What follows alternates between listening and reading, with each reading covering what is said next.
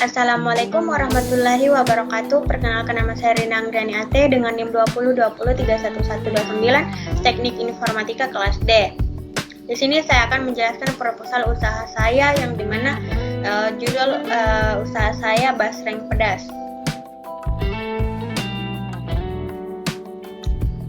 Yang pertama ada identifikasi usaha. Profil usaha yang didirikan, merupakan bisnis cemilan basreng pedas yang berkualitas. Nama usaha Rina Food, jenis usaha bisnis cemilan basreng pedas. Lokasi Bulukumba, halamat Jalan Cendana samping Klinik 35. Deskripsi produk. Cemilan basreng pedas merupakan cemilan yang sangat digemari semua kalangan masyarakat, terutama bagi anak remaja. Mengingat banyaknya remaja yang suka mengemil hingga membuat cemilan ringan begitu banyak dicari di masyarakat. Berbagai cemilan ringan yang ada di masyarakat memang berbagai ragam. Salah satunya basreng pedas. Basreng merupakan salah satu olahan yang terbuat dari bahan bakso. Penyajiannya basreng biasanya dicampur dengan bumbu pedas sehingga membuat cita rasanya semakin lebih enak, nikmat dengan sensasi pedas yang begitu menggoda. Perpaduan rasa dari bakso goreng yang telah dibumbui membuat penikmat basreng menjadi ketagihan. Kelezatan rasa basreng yang cukup enak dan gurih juga mampu memikat banyak kalangan.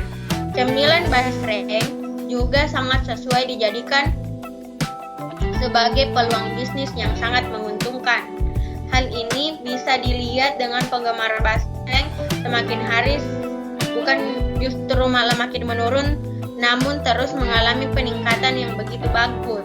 Usaha basreng bisa dimulai dengan cara yang mudah. Kemudian ada keunggulan produk. Yang pertama, tanpa bahan pengawet. Yang kedua, packaging yang menarik. Yang ketiga, memiliki tingkat kepedasan yang konsumen inginkan. Kemudian peluang usaha. Yang pertama, keunikan produk menentukan keunikan produk basreng yang akan dijual. Contohnya, rasa ikan yang terasa, kemasan premium, cita rasa bumbu yang spesial, dan sebagai berikut. Dari segi kualitas rasa, juga dari rasa bakso ikannya yang tidak amis dan segar, serta bumbunya yang melimpah, kuah alias jangan pelit. Yang kedua, cara pemasaran menentukan target pasar. Misalnya target pasar basreng adalah kalangan milenial, maka cara memasarkannya pun harus menarik di era digital sekarang. Yang ketiga, marketing di sosmed, memaksimalkan marketing di sosial media. Bisa melalui endorse, Instagram Reels, Instagram ADS, dan sebagai berikut. Karena marketing ini sangat berpengaruh besar bagi penjualan. Kemudian progress time. Usaha basreng juga bisa dikatakan sangat cemerlang, sehingga sangat bagus untuk kedepannya. Memanfaatkan peluang usaha basreng juga sebagai sebuah pilihan usaha yang tepat karena begitu menjanjikan jika dijalankan. Usaha basreng juga banyak sekali diminati di masyarakat. Hal ini disebabkan dengan melihat olahan basreng yang memiliki banyak penggemar di masyarakat. Usaha basreng juga sangat tepat sekali untuk dikembangkan. Keberadaan cemilan ringan basreng sebenarnya sudah ada sejak lama, namun hingga saat ini usaha basreng tetap saja populer di masyarakat. Usaha basreng juga tidak pernah sepi dan pelanggan sehingga membuat bisnis basreng begitu sangat menjanjikan.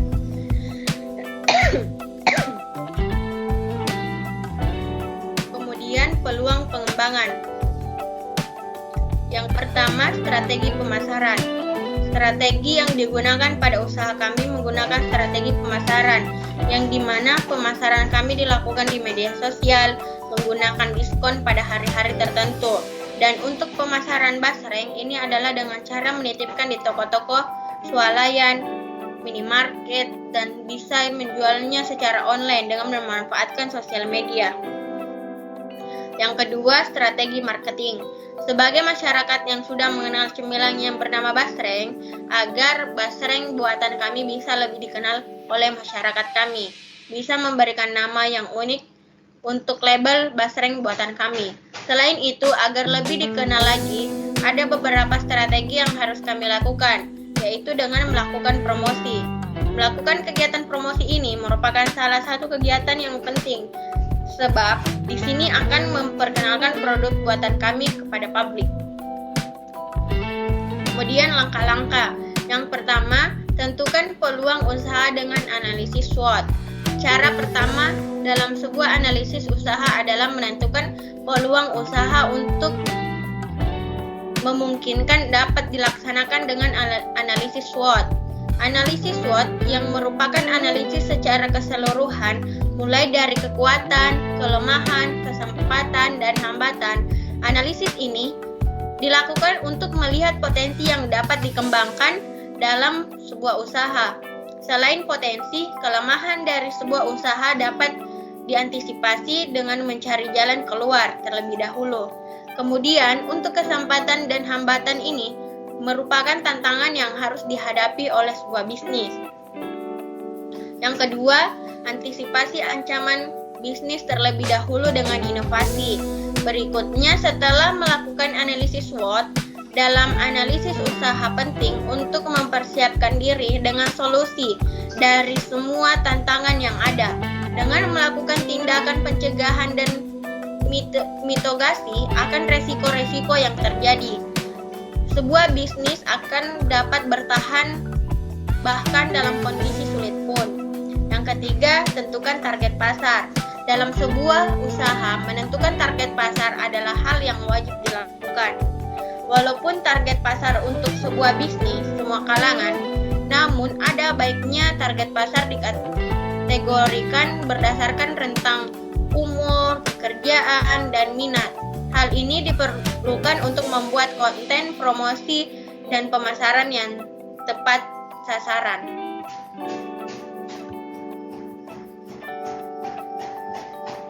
Kemudian yang keempat, hitung anggaran dana. Selanjutnya, dalam sebuah bisnis tentu harus merencanakan anggaran dana yang dibutuhkan, mulai dari proses produksi hingga barang sampai ke tangan pelanggan.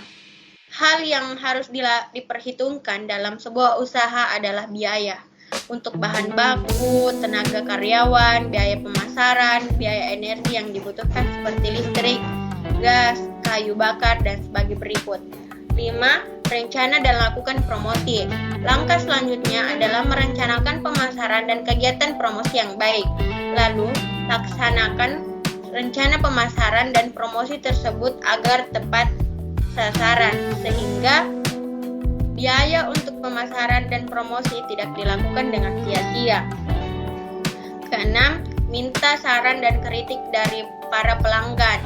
Saran dan kritik dari pelanggan akan menambah nilai plus bagi sebuah bisnis, karena pelanggan akan merasa diperhatikan dan bernilai bagi sebuah bisnis.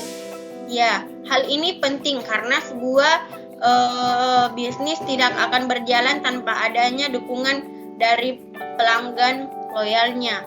Dan yang terakhir, lakukan evaluasi setiap bulan. Dari semua poin analisa usaha, jangan lupa melakukan evaluasi setiap bulannya.